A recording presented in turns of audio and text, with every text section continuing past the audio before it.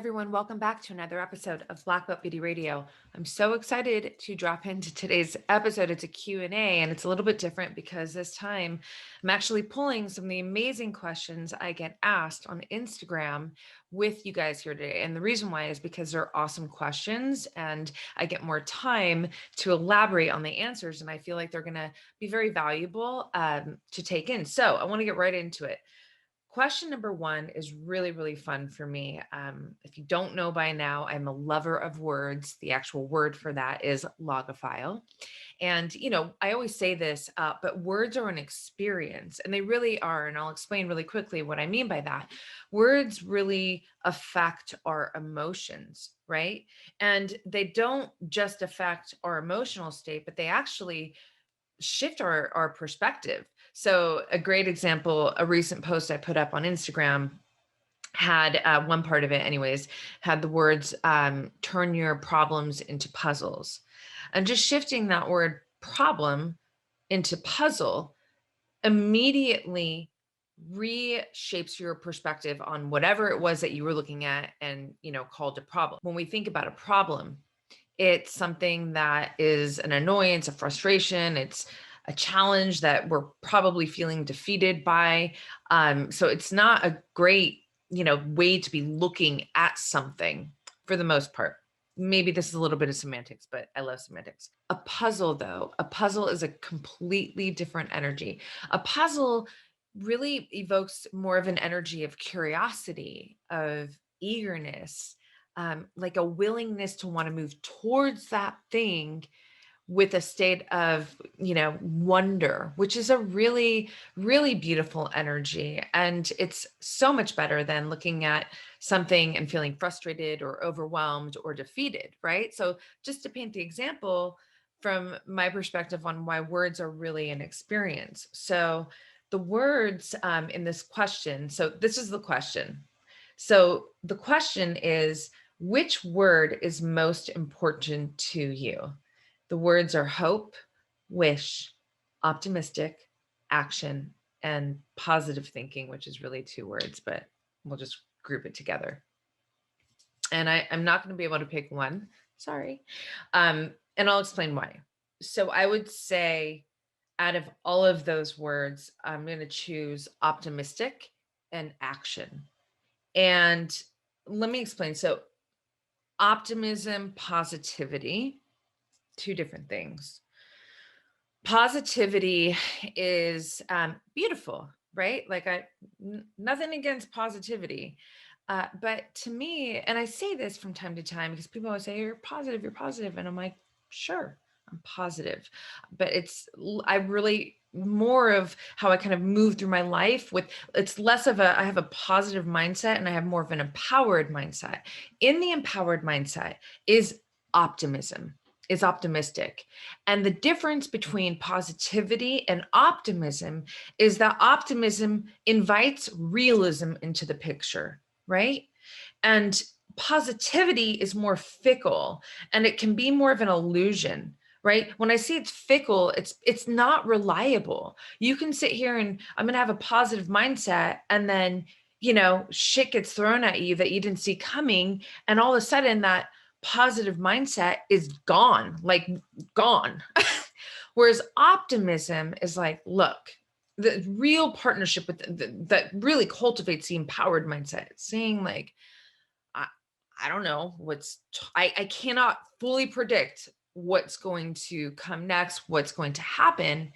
But I know what I want to happen. And I know that I'm capable of moving myself in a manner that will support the outcome that I wish to experience. This is optimism, right? So it's that realism influenced, mixed with this attitude that is more, bright and hopeful. So I feel like it's really important. And again, this semantics, but it's not. It's words are an experience. It's an energy. But really it's going back to that statement that words are an experience. It's an absolute energy that you are intaking, whether you're aware of it or not, but now you are. So now I'm going to bring in the second word, because the second word holds a lot of weight too, and it really works with optimistic. You don't want to just be optimistic and not be putting any energy into action to get you to experience, to achieve, to receive whatever it is that you're going for or you wish to experience in your life, right?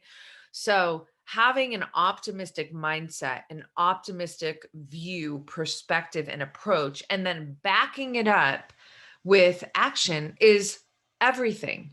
I always say I'm a woman of action, and that means a lot to me. So when I say I'm going to do something, I do it. And I have a track record to prove that. It's not always, done on the exact time or in the most incredible way that I imagined or wished to. But the point is, if I say I'm going to do something, I do it. I back it up with action.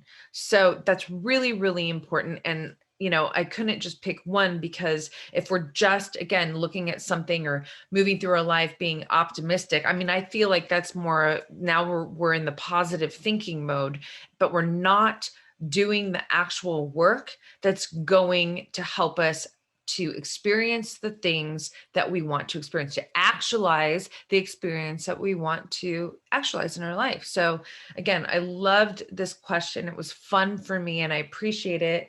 And just in summary, again, two of those words that I really value, and two of these words that I feel are an important experience to be evoking in yourself every day, are optimistic and action.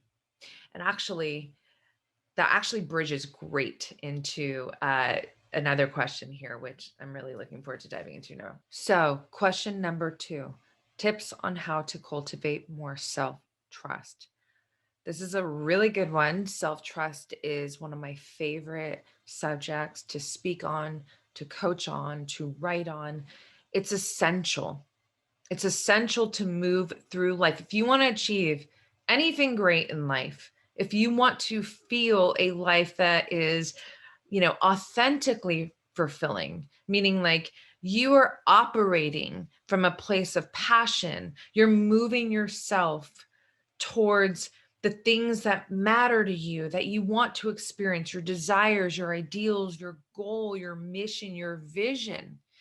You can't do it. You won't do it if you do not have levels of self-trust inside of you, right? Because self-trust is when you are a path creator, when you are moving into this constant state of uncertainty. Life is always uncertain, really, but when you're a path creator, you've opted out of the kind of safe route, the this is what I should do, this is going to be, maybe more secure.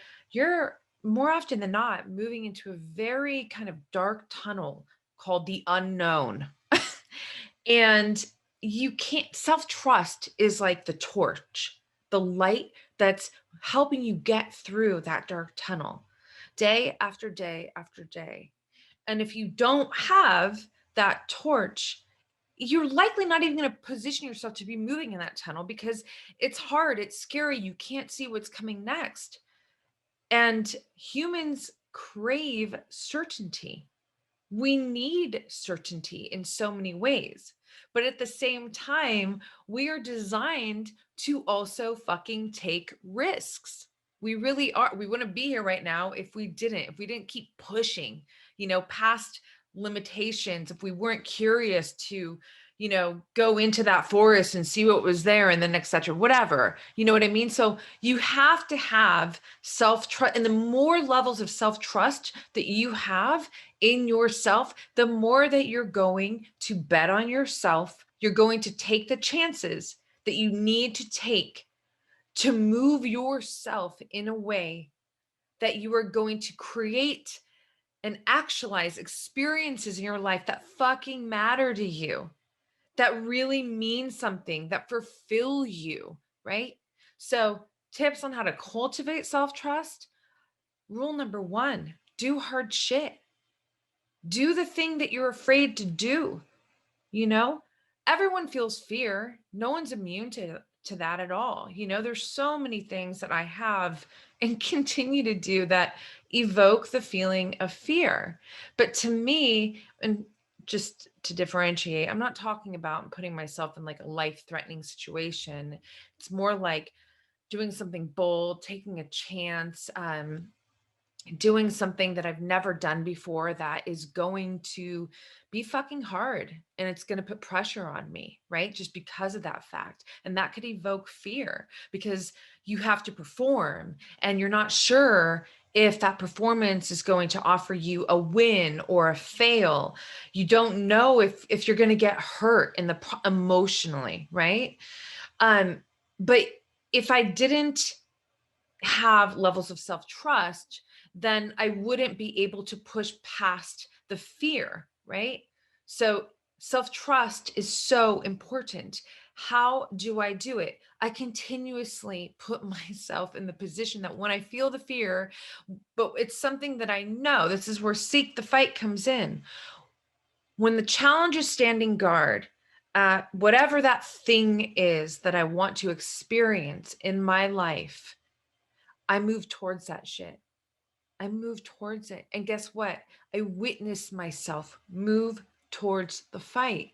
That's really important. You got to watch yourself in these moments, right? Who the fuck are you? Do you back down from the fight or do you step in it? And, for me, I have cultivated deep levels and continue to cultivate deep levels of self trust because of that action, that one action, moving towards the things that, evoke a sense of fear, but matter. It's not just, oh, I feel afraid, so that's my cue. It's just understanding that, you know, what fear is kind of orbiting over or around is this thing that matters to me. That's the focus. You gotta pay attention to that. If it matters to you, you have to move towards the actions that are going to help you to experience the thing, right? And you can't be afraid to fail. And you certainly cannot be afraid to be fucking wrong. You cannot. You don't gain any wisdom. You don't get any insight. You don't get any feedback on how to get better, how to get stronger, how to be sharper, how to strategize better. You don't get any of that without knowing what it feels like to be wrong or to lose. And all of when you can look at yourself and you can look back and go, huh, let's just say, paint the picture really quick. um you're in a position where you want to do this thing, but you're feeling fear and you're not sure, like you're kind of hesitating. And then you stop for a moment and you go into conversation with yourself. You kind of zoom out and you look at your track record. And you have this track record of experiences where you were afraid to do something before, but again, what was at the core of, what was underneath all that fear was something that really mattered to you. So you opted in to the actions that were required to move towards that thing, to actualize that thing, to experience that thing. You bet on yourself.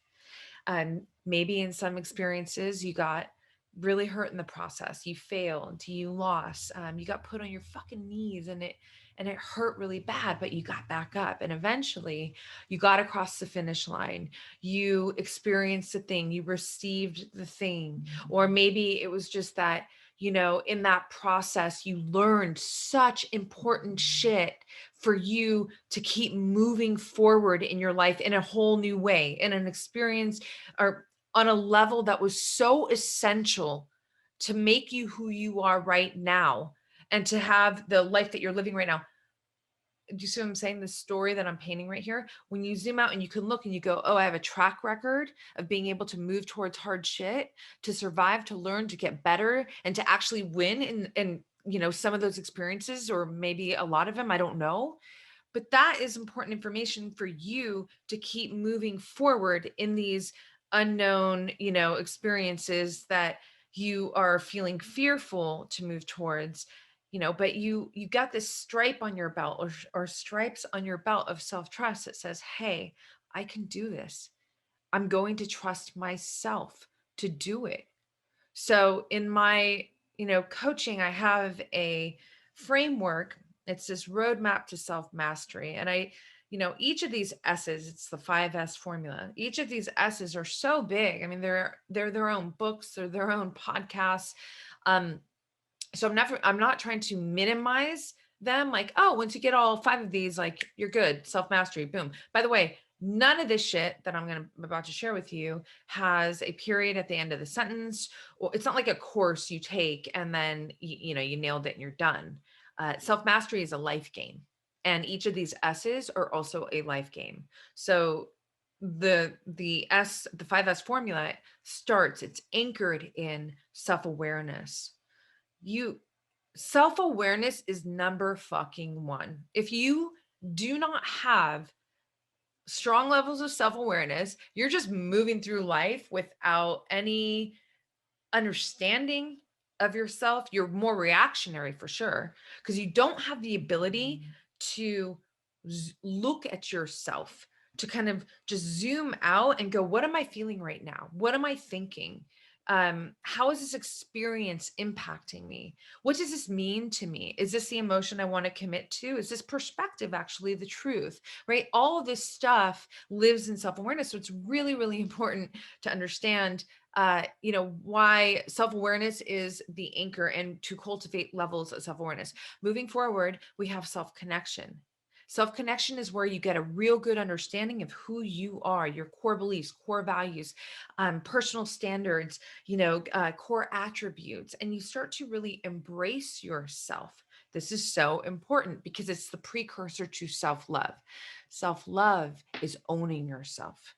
Self-love is understanding who the fuck you are, owning this being that you are, and then moving towards the life that you want to cultivate for yourself in this state of ownership, in this authentic state of being. I always say self-love is the queen of battle, because self-love is going to position you to move towards the fights, to help you get through the battles, right? Self-love is going to help you do the hard shit you need to do to then move into the next S, to cultivate self-confidence. We don't get any self-confidence, real self-confidence, if we're not doing hard shit. Bottom line, right? We need to test ourselves. We need to be tested. We need to know who we are when shit gets hard. And that helps us cultivate self-confidence. Moving forward, self-confidence is the precursor to self-trust. I mean, really all 4 of those S's are, but do you see why all of it's so important, right? So when we have more self-confidence, that's going to help us move into that dark tunnel with this torch called self-trust, right? Self-awareness, self-connection, self-love, self-confidence, self-trust. I will do an entire podcast on the 5S formula, the roadmap to self-mastery, because obviously there's so much value in kind of teasing out each of these S's, but there was no way, we could talk about self-trust here, tips to cultivate self-trust, and, me not bring up these 5 S's that work together to really, really help you develop levels of self-trust. So in summary, do hard shit. Witness yourself doing the hard shit, right? Take note. Don't be afraid to fail. Don't be afraid to be wrong either. And understand that to achieve anything great and fulfilling in your life, you're going to have to bet on yourself in some way, shape, or form, meaning against all fucking odds. You have to go. You have to go. And this is how you develop self-trust. Moving on. Okay. Next question. How do you pivot out of a bad day? So good. So let me first start by saying I don't believe in a good day or a bad day, right? Words are an experience. I have high days or hard days. Sometimes there's a mix of both in the day. There can be hard moments and high moments. Today was a great example. Today is a day where it's just, I'm recording all day and every minute counts. And I didn't realize that the gardeners were coming this morning. And so I was in the middle of a recording and I was on a roll. And then all this noise starts to happen, right? And, the clock is ticking. And on top of that, I was waiting for a response that was, it was more of an answer of, I was looking for a yes on something and I didn't get it. So now it's like this compiled kind of energy of frustration is starting to come in. And this is where, one can start to feel like, oh shit, this is a bad day. In my world, it's like, things are feeling harder right now. Things are feeling harder. So what I do is I stop, first of all, go back to self-awareness, right? I have really, really strong levels of self-awareness. So I'm able to pay very close attention to everything that I'm experiencing, from my thoughts to my emotions, all of it, right? So when what I call my harmony button or harmony alarm is triggered, right? And that alarm means I'm starting to feel frustrated. I'm starting to feel irritable. I'm starting to feel like overwhelmed and almost like I'm being defeated in the moment. I pause, I zoom out, and I just look at myself and I'm like, where are you right now? It's like having a conversation with your nervous system, right? Because you're starting the sympathetic nervous system is starting to kick in and push you, boss you around. Cortisol levels, stress hormone is starting to rise, right? So I just pause and I'm like, hey, where are you right now? What are you feeling? Okay, you're feeling frustrated. What could we do about that right now? Can we take some deep breaths? Breath work is a real fucking tool that works. It literally communicates to your nervous system and can pivot you from fight or flight into more of a rest and recovery state. And so I will do that. I will do this what's called the physiological sigh by Dr. Andrew Huberman. I'll put a link in the show notes for you to check out this incredible, very simple right here, right now breathwork technique that helps you to pivot your nervous system. So I'll do a little bit of that. And then, I have some guiding energy words that really matter to me in terms of my character, one of which is composure. I just find composure to be so sexy. You know, I think another way to say this is to be measured, equanimity. Like these words are energy that says, when shit is hard, when there's pressure, I'm strong, I'm measured, I'm composed, I don't crumble. I don't crumble under pressure. When tension is pushing me, I get stronger. That's how you build muscle, right? So this is something that is a constant for me, like a constant kind of guiding light, like a North Star. Like I want to move through my days. And there's always pressure in my days because that's a through line in my life, partly because I am inviting that into my life, right? Entrepreneur, bottom line, always going to have pressure, right? Path creator, creating a life, from passion, purpose, and vision, you bet your ass there's going to be pressure every day. And then life is just going to, do as it will with us and, hit us with some fucking fastballs or sucker punches. And that's going to apply pressure. So who are you in these moments? That matters to me.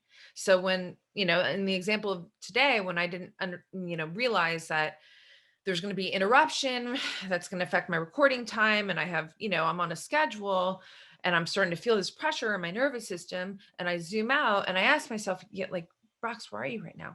Is this where you want to be emotionally? What are these emotions right now going to do to serve you? Are they going to get you closer to the goal? Are they going to help you get closer to the victory that you have set your mind to achieve today? Okay, no.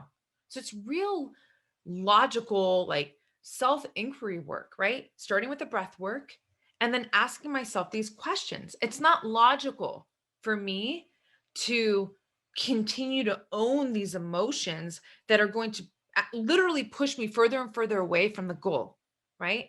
This also really, goes into the whole self-mastery conversation, because to regulate your emotions is part of self-mastery, right? So we learn to be less reactionary, and we have more of a controlled response to a stimulus. That's the fucking ideal way to be. So back to this question of how do I pivot a bad day? I mean, these are the steps that I do. And then to further it, sometimes, I'll take a break. I'll get outside in nature. Oh my goodness. Do not underestimate the value of getting some, sunlight if it's available to you, putting your feet in the grass or in the mud or in the ocean or in the sand, like negative charge from the earth. This is a real thing. You can look it up. There are strong scientific studies around this that support this, what I'm saying. Like, this is not some just kind of mystical fucking thing. It's real. So I'll get outside, I'll take a break. Maybe if it's really hardcore, I'll call someone I love and, just have like a quick little, inspiring giggle or something just to kind of pivot, or do something physical, right? So even going on a walk, it helps to regulate your cortisol, your hormones, your stress hormone levels, or maybe just do some like jumping around to get rid of that energy. Like, or it's not even getting rid of, you can't get rid of energy. You have to transmute energy, right? So to shift the energy, I'll do something physical, and then I'll come back to where I am. And that's essentially it. So to kind of bullet point the answers here, uh, pause, do some breath work. Physiological sigh is great to pivot the nervous system. Ask yourself some questions. How are these thoughts, these emotions serving me right now? Are they getting me closer to my goal for the day? I always want to have goals for the day, right? Um, and if not, then what could I put in place of them? So if it's frustration, what about fascination? This is fascinating right now. This kind of setback to my schedule. I mean, I wonder what it's really gonna do for me. Maybe there's something great out of it. I don't know, but you know what I mean? Like, pivot that emotion into something that is more empowering. This is important. Take a break, go outside, get nature, touch the grass, touch, something, with earth, right? Call someone that you love. It doesn't have to be a long conversation, but just to get a little bit of like a step away from where you were, maybe evoke some laughter, and and then outside of that, like, do something physical, and it doesn't have to be hardcore. If you have the time and it makes sense, great, take a break, go do deadlifts. I love doing that shit, but I don't always have that luxury, and sometimes you got to get right back in the game, right? Like a fight, you have a couple of seconds to wipe things off and like get right back in it. So that might be a little quick walk, it could be some jumping jacks, whatever it is, but switch up your physiological state, and that'll help you switch out your emotional state. And here's the bottom line. Here's the big takeaway here. It's our emotions. It's the way we're looking at something. It's the way we're feeling about something that is going to shape our days, period. So we got to get control of that shit to help us regulate, our response to the stimulus that is coming at us in our days. Great fucking question. Okay. So I hope that those 3 questions, I wanted to make this episode more bite-sized. These are very, very, they're big questions. And obviously there's big answers that come with them, but they're great questions. And I feel like they're relatable. You know, everyone has a day that feels like a bad day or a hard day, as I frame it. Everyone's faced at some point or several points in life where, you feel fear, and you want to feel more trust in your actions. So how do you evoke that trust? How do you get there? And then just the fun play on words, but understanding that words are an experience was really great, and I think holds a lot of value too. Just even understanding the difference between being optimistic and being positive, that's huge right there. So again, I loved these questions, you guys. I'm very, very grateful for them. And, I'll continue to integrate some of these questions that I get asked on Instagram as episodes here for you guys too. And if you have a question that you would like to hear on the podcast, DM me on Instagram, Roxy Look or Black Belt Beauty. And if you have a question that you would like to ask me for the podcast, hit me up. I want to know what they are. DMing me on Instagram. Roxy Look is the best place to do it. So my handle is in the show note if you don't have it already. And yeah, I mean, listen, these questions are amazing and they're meant to support you. So don't be shy, bring them on, and let me do my very best to give you my very best answer to support you. So aside from that, you guys, just an ask to support. So important. If you haven't given this podcast a 5-star rating and review, please do so. There's a very easy link that I put in the show notes to help you help us over here. And ultimately, you're helping the world because the more that people know about this podcast and can get this empowering content, the better. So, all right, you guys, catch you on the next one.